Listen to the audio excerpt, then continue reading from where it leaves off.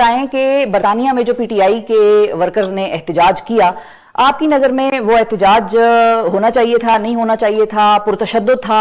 کون سی ایسی بات تھی جو قابل اعتراض تھی یا نہیں تھی؟ Your opinion on the protest first. آپ نے پروٹیسٹ کی بات کی، دیکھیے بالکل آپ صحیح بات کر رہی ہیں۔ نارملی تو ہر کوئی یہ چاہتا ہے کہ احتجاج ہو، پرامن احتجاج ہو، بڑا شائستہ قسم کا احتجاج ہو، لیکن جب حالات ہوں تو پھر لوگوں کے رویوں میں غیر معمولی تبدیلیاں آتی ہیں اور پھر آپ کو غیر معمولی احتجاجوں کا بھی سامنا کرنا پڑتا ہے۔ ہم یہاں کیا کرتے ہیں، ہم پھر بھی ریگنگ کر کے انہی لوگوں کو دوبارہ مسلط کر دیتے ہیں۔